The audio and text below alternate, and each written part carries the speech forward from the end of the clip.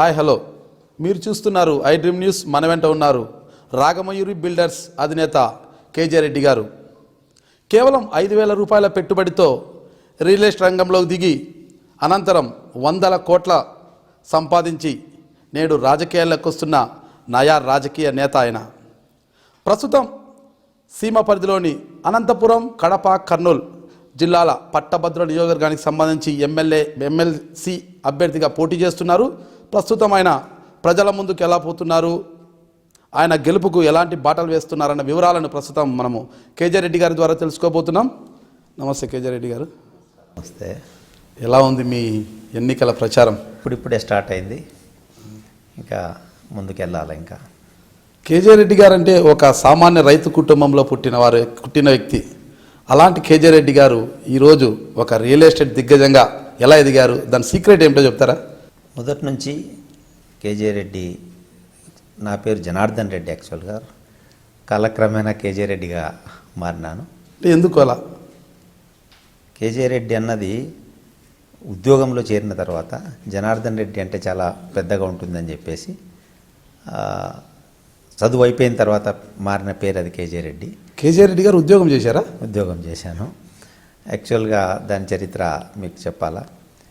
Degree పులివెందులలో చదువుకున్నాను. యాక్చువల్గా మొదటి నుంచి చెప్పాలంటే 5th క్లాస్ దాకా మా విలేజ్లో జగదుర్తి అనే గ్రామంలో చదువుకున్నాను. అక్కడ నుంచి 6th and 7th class Dhone, మాకు 8 కిలోమీటర్ల దూరంలో ఉంటుంది మా ఊరికి.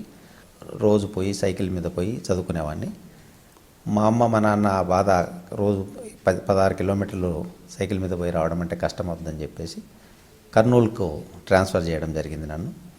కర్నూలులో మున్సిపల్ హై స్కూల్లో 8th, 9th, 10th అక్కడ చదువుకోవడం జరిగింది. అక్కడ నుంచి ఇంటర్మీడియట్ గవర్నమెంట్ జూనియర్ కాలేజ్లో చదువుకోవడం జరిగింది. దాని తర్వాత డిగ్రీ వైఎస్ఆర్ డిగ్రీ కాలేజీలో పులివెందుల్లో బీఎస్సీ డైరీ సైన్స్ చదువుకోవడం జరిగింది. సో అప్పుడు డిగ్రీ అయిపోయిన తర్వాత జనార్దన్ రెడ్డి కేజే రెడ్డిగా మారినాడు. సింబాలిక్గా ఉంటుంది ఒక ఉద్యోగం చేసేటప్పుడు కేజే రెడ్డి అంటే అని చెప్పేసి కేజే రెడ్డిగా మారడం జరిగింది. డిగ్రీ వరకు బాగానే. డిగ్రీ తర్వాత ఏం ఉద్యోగం చేశారు? సో యాక్చువల్గా డిగ్రీలో నాకు కెమిస్ట్రీ ఫెయిల్ అవుతానని ఒక అపారమైన నమ్మకం ఉండింది. ఫెయిల్ అవుతానని చాలా కష్టపడి చదివేవాడిని. కష్టపడి చదువుతున్నా కెమిస్ట్రీ ఫెయిల్ అవుతానని ఒక అపార నమ్మకం ఉంటే మా అమ్మకు మా నాన్నకు, మా అమ్మకు పర్టికులర్గా నేను ఎంఏ చదవాలా ఎంఎస్సీ చదవాలని ఒక పెద్ద కోరిక. ఫెయిల్ అవుతే మా అమ్మ ఏడుస్తుంది, మా అమ్మ ఏడిస్తే నేను బాధపడతా. సో ఆ టైంలో ఉద్యోగంలో చేరామనుకోండి, ఆ ఫెయిల్ అనేది కొంతవరకు కనపడకుండా పోద్దని చెప్పేసి రాయచోటిలో మెడికల్ రిప్రజెంటేటివ్ ఉద్యోగం, మా కజిన్ కోసం ఒకటి వేకెన్సీ ఉండింది. అది ఆయన ఉద్యోగం చేయాలంటే, ఆయన నేను మెడికల్ రిప్రజెంటేటివ్ ఉద్యోగం చేయనంటే ఇమ్మీడియట్గా నేను పోయి చేరడం జరిగింది.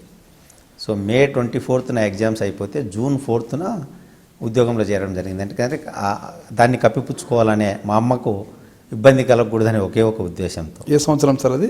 1984. 84లో 240 రూపాయలతో ఉద్యోగంలో చేరడం జరిగింది. రాయచోట్ల భగత్ రీసెర్చ్ ల్యాబొరేటరీస్ అని ఒక మెడికల్ రిప్రజెంటేటివ్ ఉద్యోగం అది. ఆ ఉద్యోగంలో ఏంటంటే నేను చేయాల్సిన పని మెడిసిన్ నేనే ప్రమోట్ చేయాలా, నేనే డెలివరీ చేయాలా, నేనే డబ్బులు కూడా కలెక్ట్ చేసుకొచ్చి మా బాస్కి ఇవ్వాలి. ఆ క్రమంలో ఒక 1 year అక్కడ చాలా సిన్సియర్గా పనిచేయడం జరిగింది. 240 రూపాయల జీతం ఇచ్చేవాళ్ళు. దాని తర్వాత బయోకెమ్ అని ఒక మెడికల్ కంపెనీలో కర్నూలు బేస్లో ట్రాన్స్ఫర్ చేసుకొని కర్నూలు బేస్లో ఉద్యోగం చేయడం జరిగింది. యాదృచ్ఛికమేంటే రిజల్ట్ వచ్చిన తర్వాత కెమిస్ట్రీలో నాకు 78 మార్కులు వచ్చాయి. So great. సో అంటే పేరెంట్స్కి అంత ఇంపార్టెన్స్ ఇచ్చాం. అంటే పేరెంట్స్ బాధపడకూడదు, పేరెంట్స్ బాధపడకుండా ఉండాలంటే మనం బాగా చదువుకోవాలనే ఉద్దేశంతో బాగా చదివాము. తర్వాత కూడా ఇంకా అట్లాగే I was number 1 in all India సేల్స్లో, బయోకెమ్లో కానీ, బ్లూ క్రాస్ అనే కంపెనీలో కూడా మళ్ళీ ఒక 2 సంవత్సరాల తర్వాత బ్లూ క్రాస్ అనే కంపెనీలో చేయడం జరిగింది, బాంబే బేస్డ్ కంపెనీలో. I was always competing with Bengaluru, Hyderabad, Bombay రిప్రజెంటేటివ్స్తో కంపీట్ చేసేవాడిని. Always I was number 1 in all India. Number 2 position ఎప్పుడన్నా వచ్చిందంటే మళ్ళీ నెక్స్ట్ మంత్ గ్యారంటీగా నెంబర్ 1 లేక వచ్చేయాలి. సో అంత హార్డ్ వర్క్ చేసేవాడిని మెడికల్ రిప్రజెంటేటివ్ ఉద్యోగంలో కూడా. ఒక టైంలో విపరీతంగా ఇన్సెంటివ్స్ వస్తున్నాయి నాకు. విపరీతంగా ఇన్సెంటివ్స్ అంటే మంత్లీ జీతం 2,000 రూపాయలు అయితే ఇన్సెంటివ్స్ 3,000 4,000 కూడా వచ్చేటివి. మా ఫాదర్ ఒక టైంలో అనుమానపడ్డాడు, అసలుకి ఏమన్నా తప్పుడు పని చేసి డబ్బులు సంపాదిస్తున్నాడా అని చెప్పేసి. సో మా బాస్ని మా ఊరికి తీసుకెళ్ళి నాకు వచ్చిన గోల్డ్ మెడల్స్, సిల్వర్ మెడల్స్, ఆ ఫోటోలు అన్నీ చూపించిన తర్వాత మా ఫాదర్ నన్ను మంచి మార్గంలో ఉండాలి. ఎందుకంటే మా నాన్న మా అమ్మ ఒక ఎథిక్స్ గురించి, వాళ్ళు పల్లెటూరులో ఉన్న వ్యవసాయం చేస్తున్నా కూడా ఎటువంటి పరిస్థితుల్లో విలువలు తప్పకూడదు అనేది అప్పుడు నేర్పించినారు. అదే కంటిన్యూ చేసుకుంటూ వచ్చాము ఈరోజు వాళ్ళు కూడా. మీ స్వగ్రామం ఏది అంటే మీ తల్లిదండ్రుల పేరేం సార్? జగదుర్తి అనే విలేజ్, డోన్ తాలూకాది. మా అమ్మ పేరు నారాయణమ్మ, మా నాన్న పేరు నారాయణ రెడ్డి. మీరు ఎంతమంది సంతానం మీ నాన్న? మేము 7 మందిమే. నాకు 2 అన్నలు, 2 అక్కలు, 2 చెల్లెళ్ళు. నేను 7వ సంతానం ఇంట్లో. వాళ్ళంతా ఏం చేస్తున్నారు సార్? మా అన్న ఒక ఆయన వ్యవసాయం చేస్తారు, అంటే వాళ్ళు కూడా కర్నూలులోనే ఉంటారు. ఇంకొక ఆయన ఎస్ఆర్బీసీలో ఇరిగేషన్ డిపార్ట్మెంట్లో అకౌంట్స్ ఆఫీసరు. ఇంకా మా బావలు అందరు కర్నూలులోనే ఉన్నారు. 2 నా దగ్గర కాంట్రాక్ట్లు చేస్తారు, ఒక ఆయన జాబ్ కూడా చేస్తారు. సో అందరం ఇప్పుడు కర్నూలులోనే ఉంటుంది. ఓకే, అక్కడ జాబ్ చేస్తున్న మీరు ఆ తర్వాత రియల్ ఎస్టేట్ వ్యాపారంలోకి ఎలా మళ్ళారు? సో నేను 1989లో నా పెళ్ళి అయింది. 84 నుంచి 89 దాకా ఉద్యోగం చేశాను. 89 మే 7th నాకు పెళ్ళయింది. పెళ్ళయిన తర్వాత నాకు ఒక మేజర్ ప్రాబ్లం వచ్చింది. విపరీతమైన బ్యాక్ పెయిన్ వచ్చింది నాకు. విపరీతమైన అంటే భయంకరంగా తిరిగేవాడిని ఉద్యోగంలో. రోజు పని చేయాలా, రోజు ఉద్యోగం చేయాలనే బైక్లో మోటార్ సైకిల్, నాకు మోటార్ సైకిల్ నడపడం స్కూటర్, వెస్పా స్కూటర్ ఉండేది.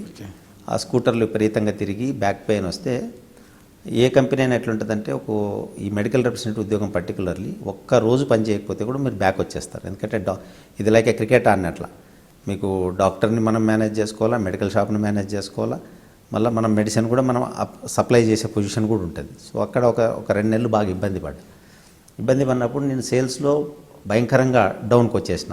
3rd, 4th, 5th పొజిషన్కి వచ్చేసిన.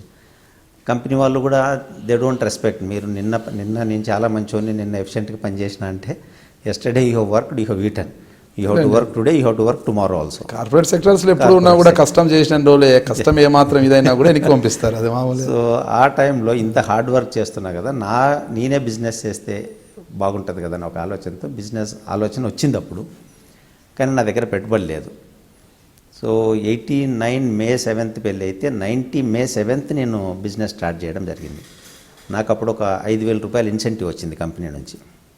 వస్తే నా వైఫ్కి అప్పుడు ప్రామిస్ చేసిన, నేను నీకు రెఫ్రిజిరేటర్ కొనిస్తాను మ్యారేజ్ గిఫ్ట్గా అని చెప్పేసి. 1 year అయింది కదా, అప్పుడు మన దగ్గర ఏం లేదు.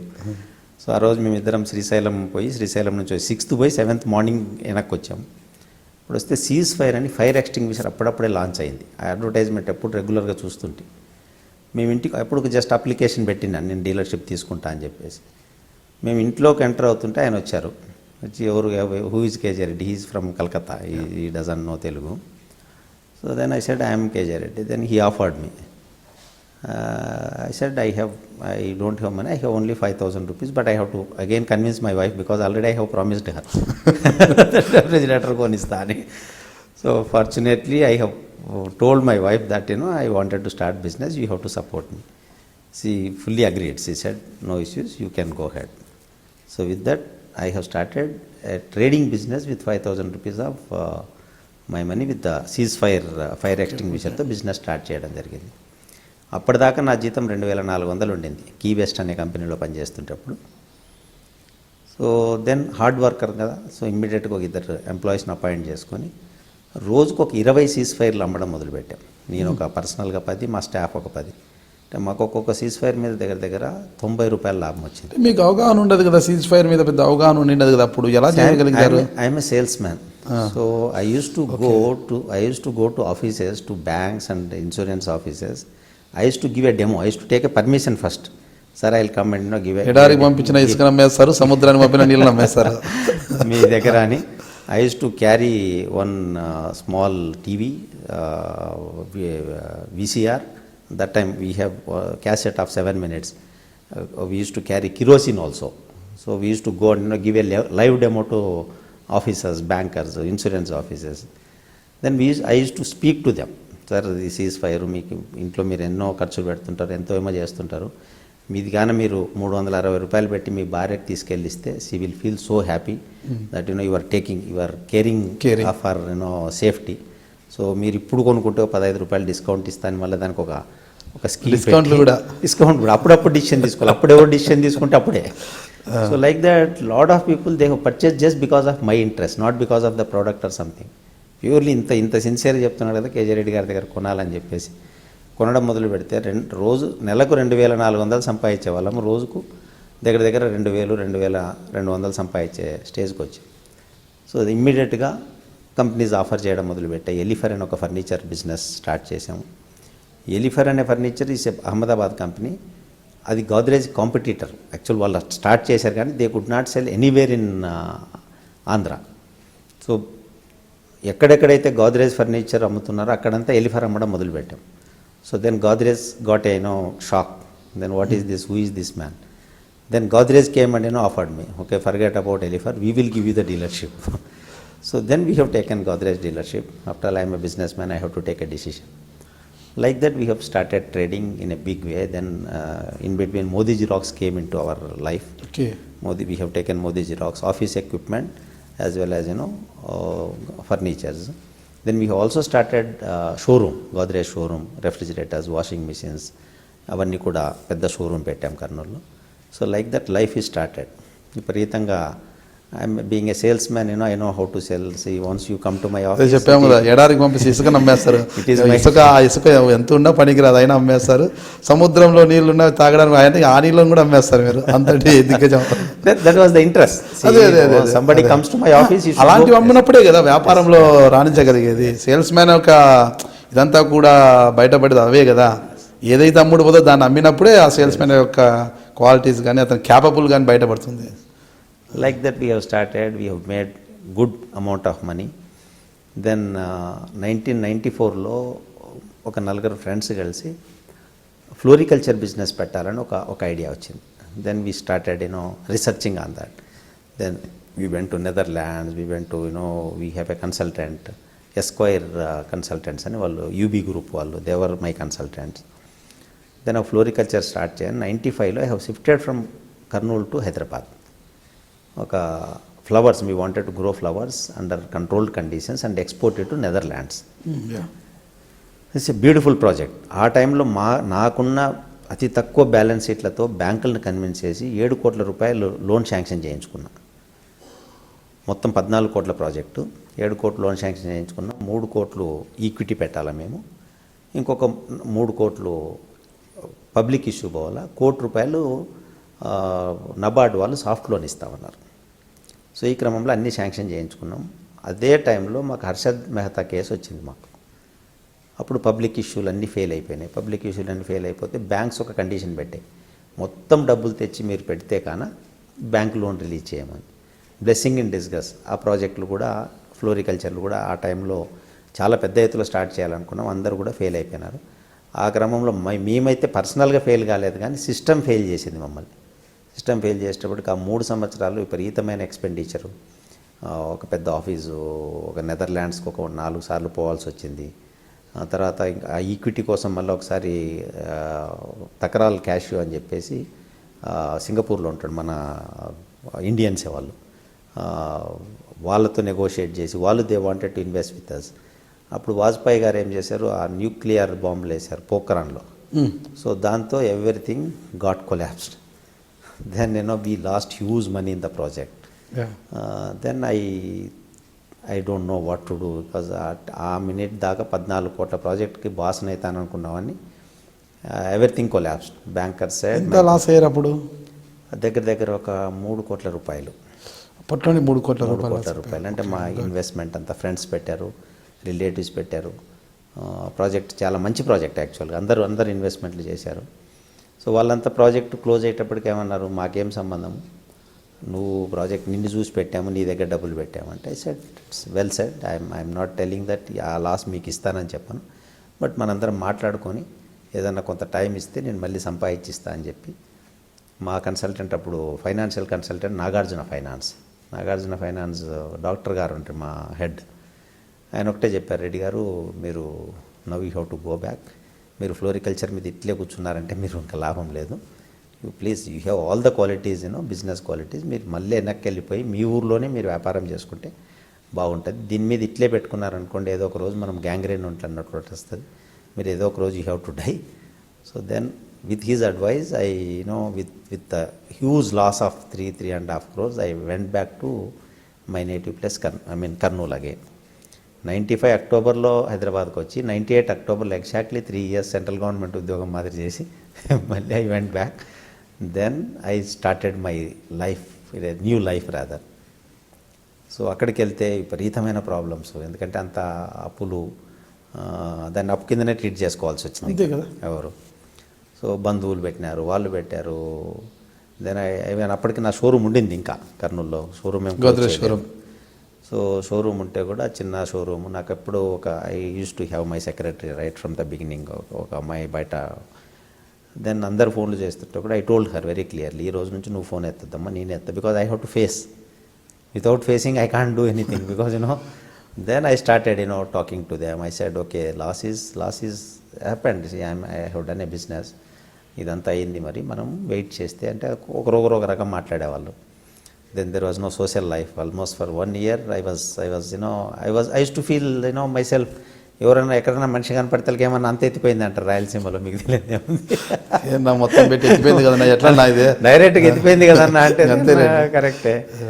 Then okay, I don't know what to do. I just sat. I told my wife, don't worry, we will work it out. అప్పుడు కొంత అప్పు చేసి మళ్ళీ ఒక 50,000 60,000 అప్పు, మరి నా దగ్గర మనీ లేదు ఇంకా. సో ఒక 50,000 రూపాయలు ఆడ ఈడ తీసుకొని నా వైఫ్ని యాప్టెక్లో ఫస్ట్ ఒక కోర్స్ చేర్పించాను. ఆమె బిజీగా ఉండాలని నెంబర్ 1, ఏదో ఒకటి నేర్చుకుంటే కొంచెం ఉపయోగపడుతుంది కదని నేను బీ స్కూల్ అని I have started making correspondence course MBA. So I have to do that. I don't no alternative ఏం లేదు ఇంకా. సో దెన్ ఇమ్మీడియట్గా 1 touch మిషన్ అని బ్లడ్ గ్లూకోజ్ మిషన్, మామూలుగా డయాబెటిక్ పేషెంట్లకు ఇంట్లో అదొక అడ్వర్టైజ్మెంట్ వచ్చింది. I have applied again. I'm a businessman, so then they came. I said, I don't have any investment, but I can sell your product. So I have convinced them. They have given one demo mission. Then I started my slowly I started business. మళ్ళీ marketing start చేసాం. Then I have convinced all my financiers, investors. Say, now don't disturb me for 1 year. I'll repay your money. I don't know how I'll make money. You should not ask me. But if you disturb me, I can't do anything, because I don't have anything. And moreover, they are all invested as an equity.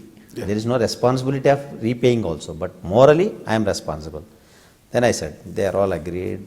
Some people have agreed, some people said no. Then నాకు అప్పటికే కొంచెం పొలం కొనుక్కోండి నేను కర్నూలులో. Then I have given it to 3-4 people. I gave మీకు register చేస్తే తీసేసుకోండి, మీరు పెట్టుకోండి, తర్వాత వీలైతే నా పొలం నేను వెనక్కి తీసుకుంటే, లేకపోతే మీరే పెట్టుకోండి. My 2 brothers came in to my rescue. మా ఊర్లో ఉన్న 40 ఎకరాల పొలం ఒక బాండ్ పేపర్ మీద రాసి సంతకం చేసి ఇచ్చారు. ఎవరికైనా రాసి ఇచ్చేసి, మాట పడొద్దు, నువ్వు మాట పడితే మేము చూసుకుంటుండలేము అని చెప్పేసి. Fortunately still that paper is with me. I have not utilise that property, because they have given it to me, but I have not utilised. So like that then we have started, immediately the companies have come into our line. BPL has offered a dealership. They will be observing who is doing marketing. So I started with Johnson & Johnson, 1 touch mission. So BPL came into my line. We wanted to offer you medical business dealership. Then they have given their fax machines, so their ECG machines. అప్పుడప్పుడే మీకు 6-line ECG machine వచ్చింది. ఆ 6-line ECG machine then we have started. అదే టైంలో Apollo Pratap Reddy గారు internet medicine అని చెప్పేసి అనకొండలో they have started, they wanted to exchange medical certificates with Apollo Hospital, Hyderabad, Chennai. They wanted to give a prescription. I was thinking in the same line, and అది మనం ఎట్లా అనుభవించుకోవాలా అని చెప్పేసి. Then I have launched a product called fax medicine. So that's a very, very, very innovative idea. So what we have done, we have identified 5 doctors in Kurnool, 5 cardiologists. Cardiologists దగ్గర we said, you keep a fax machine with you. We will sell ECG machines in the town. So చాలామంది పేషెంట్లకి ఏంటంటే మా రాయలసీమలో particularly కారం ఎక్కువ తింటారు. కారం ఎక్కువ తిని కడుపులో మంట ఉంటే కూడా హార్ట్ అటాక్ అనుకుంటారు. డాక్టర్ దగ్గర పరిగెత్తే డాక్టర్ కూడా నీకు ఏదో అని చెప్పేసి ఆయన పంపించేస్తుంటాడు. మీ వెంట and convince some doctors. Doctor garu చాలామంది మీరు పేషెంట్లను వస్తుంటే కూడా మీరు ఒక రకంగా ప్రాక్టీస్ పోతుంది. రియల్ కార్డియాక్ పేషెంట్ అయితే కూడా మీరు అన్యాయం చేస్తున్నారు, ఆ పేషెంట్ చచ్చిపోతాడు. Why don't you do this అని చెప్పేసి వీ వాంటెడ్ టు ప్రమోట్. ఆ డాక్టర్ ఈసీజీ తీసుకొని మీకు తాలూక్ హెడ్ క్వార్టర్స్లో డిసిగ్నేటెడ్ కార్డియాలజిస్ట్ అంటాం వాళ్ళని. They are not cardiologist. అంటే కడుపు నొప్పి మంట ఉందంటే ఆ డాక్టర్ దగ్గరికే పోతారు. ఆ డాక్టర్ని ఐడెంటిఫై చేసి సెడ్ మీరు ఒక ఈసీజీ మిషన్ కొనుక్కోండి మా దగ్గర, ఒక ఫ్యాక్స్ మిషన్ కొనుక్కోండి, ఏ పేషెంట్ అయితే వస్తాడో ఇది మీకు ఎప్పుడైతే డౌట్ వస్తుందో ఇది కార్డియాలజిస్ట్కి పంపించండి అన్న. Nobody was agreed. Said it's a bullshit, what is that you are talking, నీకున్న ఐడియాలంతా మా మీద రుదుతావేంది అన్నారు. No this is beautiful, why can't you do it. Then I tried, nobody was agreed. Then ఒకరోజు సాయంత్రం డాక్టర్ రామిరెడ్డి గారని తాడిపత్రిలో ఉంటారు. I sat with him, he said, beautiful idea, how you got it, I am admired about this idea, but unfortunately I don't have money, I can't buy this. నిన్న నేను bus కొనుక్కొచ్చుకున్నా, నిన్న వచ్చింటే కూడా కొనిందు అన్నాడు. సరే మీకు ఐడియా నచ్చింది కదా, ప్లీజ్ కీప్ దిస్ మిషన్ అని చెప్పాను. నన్ను ఎట్లా నమ్ముతామంటే మీరే అడిగిపోతారు, సార్ ఇంత పెద్ద హాస్పిటల్ ఉంది, బస్సు ఉంది, మీరు పెట్టుకోండి. You don't believe, same day night real myocardial infarction case, full heart attack case వచ్చింది. ఈసీజీ తీశాడు, డాక్టర్కి పంపించాడు, ఇక్కడ మానిటర్ చేస్తున్నాం మేము. ఈసీజీ తీశాడు, ఈసీజీ పంపించాడు, పేషెంట్ సేవ్ చేశాం. Then scheme click and within 100 days we have sold 120. Every day we have sold 1 machine. మీ విజయాన్ని ఇక్కడ నాంది పలికింది రామిరెడ్డి గారు. Keeping 30,000 rupees as a margin. I always have done business with profit. I have never done business with charity కోసం ఏ రోజు చేయలేదు. I kept good amount of margin. Then we have negotiated with Andhra Bank. Andhra Bank RM గారు blanket sanction ఇచ్చేశాడు. ఈ scheme beautiful ఉంది, పేషెంట్లు బతుకుతారు, మీకు లోన్ మేము 80,000 rupees లోన్ రెడీగా ఇచ్చేస్తాం మీకు. సో అట్లాగే we have sold n number of machines. Then we have sold scanning machines, BPL scanning machines. 5 మిషన్లు అమ్మితే మాకు ఒక Santro car gift. It's not a gift, it's like incentive. So we have sold n number of scanning machines. అక్కడ ప్రతి వాళ్ళకి విలేజ్లోకి వెళ్ళి ఇదే ప్రమోట్ చేసాం. స్కానింగ్ మిషన్ పెట్టుకోండి, ప్రెగ్నెంట్ లేడీ వస్తే స్కానింగ్లో బాగుందంటే వదిలేయండి, ఏదన్నా ఇబ్బందికరము పిల్లలు అడ్డం తిరుగుతుంటారనే ఉంటుంది పిల్ల, వాళ్ళని హాస్పిటల్కి రెఫర్ చేయండి, పేషెంట్లు బతుకుతారు, మనకు గౌరవం వస్తుంది. ఇంత సంపాదించిన తర్వాత ఒక్క పేషెంట్ని బతికిచ్చారనుకోండి, మీకు అంతకంటే గౌరవం ఏది ఉండదని చెప్పి వాళ్ళకి మార్కెట్ చేసి అట్లాగే we have sold n number of scanning machines, ECG machines అట్లా చేసి then we have started real estate also. అప్పుడు రియల్ ఎస్టేట్ స్టార్ట్ చేసాం 1989లో. మీరు అమ్మిన ఈసీజీ మిషన్లు, స్కానింగ్ మిషన్లు ఉన్నాయి ఇప్పుడు ఎక్కడైనా? ఇప్పటికి ఉన్నాయి. బట్ ఏంటంటే ఆ స్కీమ్ కంటిన్యూ కాలే. అంటే మేము వదిలేసిన తర్వాత మళ్ళీ ఇదన్నీ పేటెంట్ స్కీమ్స్, ఇవన్నీ మేము ఇంకొకరు లాంచ్ చేయాలంటే కాదు. Actually I have given a big presentation in Nambiar గారు అని మా బీపీఎల్ చైర్మన్ గారు. బేసిక్గా వాళ్ళు డయాస్ మీద మాలాంటి వాళ్ళని కూర్చోబెట్టరు, ఎందుకంటే మేము డీలర్లం. But he has arranged a chair on the dais and he has asked me to give a presentation. I gave a beautiful presentation, but unfortunately all the dealers could not take up that scheme perfectly. So నేను 99లో real estate start చేసాము. 99లో real estate start చేసినాక 2004 చాలా busy అయిపోయాం real ఎస్టేట్లో. So real ఎస్టేట్లో కూడా మేము ఏం చేసామంటే, real estate we have not sold as a real estate project. So ఒక ల్యాండ్ కొనుక్కుంటే ఆ ల్యాండ్కు ప్రతి ప్లాట్కి, అంతకుముందు రియల్ ఎస్టేట్ అంటే ఎట్లుండేదంటే ఒక 4 ట్రాక్టర్లు ఎర్రమన్ పోసి ఒక 4 రాళ్ళు పాతి ప్లాట్లు అమ్మేటోళ్ళు. కేజే రెడ్డిని, రాగమయూరి బిల్డర్స్ అధినేతను మీరు చూస్తున్నారు ఐ డ్రీమ్ న్యూస్ని.